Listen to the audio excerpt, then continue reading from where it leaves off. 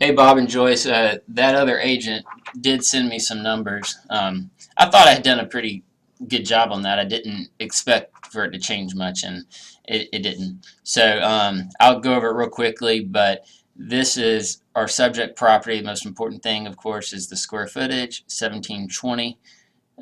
These are the comps that he sent me. So hovering over these real quickly, we got 99 a square foot. That one is in Franklin Farm, so that one's pretty important.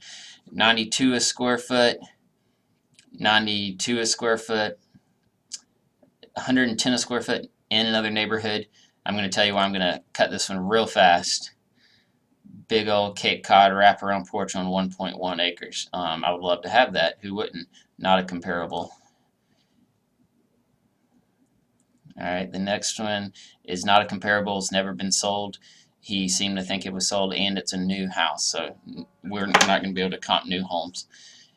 104 and 102. I did look at these neighborhoods, and they are similar neighborhoods. What that tells you is that with the price with the square footage being smaller, which I think we talked about a little bit, called inversion, the houses do bring a little bit more, so they can get up to about 100 a square foot. But now that being said, we don't actually have that number on the books in our subdivision, so it's not necessarily going to change appraisals, but it does mean that if the right sales are out there, this house would appraise for a lot more. We just don't have a smaller house in the neighborhood that is sold within 6 months. So the only other thing I went to is to see if this house, this top one that was 99 a square foot would count as a comparable. It does. It's got similar finishes and whatnot, but it is, as from an appraisal perspective, it's outside of 6 months. So it's not going to count as a comparable. It's going to hurt our appraisal. Doesn't mean the value is not there for you guys, so I'm not anti that. Just wanted to explain that to you real quickly. So what I came up with is if I kind of cherry pick some of the comps using that Franklin Farms win, and I still have to keep in two Franklin Farms wins. From an appraisal standpoint, best case scenario, this house is worth 163 to 170 on an appraisal. Now, they're not going to count that other Franklin Farms win. If it did, it'd go up significantly. So I say that to say the value is there up to, in terms of my own analysis, what I think you would be fair to pay and you'll get your money back out of would be just low 170s because of that other small house that sold in February. That would get you up to the low 170s.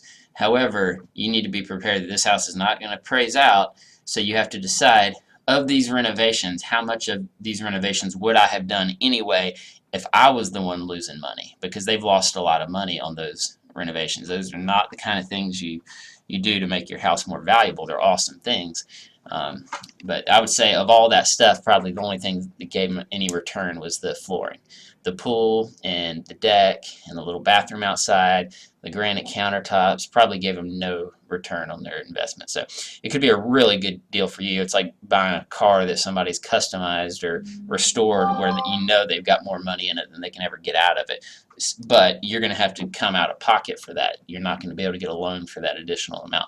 So you guys talk about it. Let me know what you want to offer. If you really want to get the house, I'm going to say you start in like 165, 169, and hope to land in the low 170s. I do think there's a really good chance they're just going to tell us to get lost, but we might as well put our best foot forward. You don't need to overpay for this house too much. So hope that helps. Talk to you soon.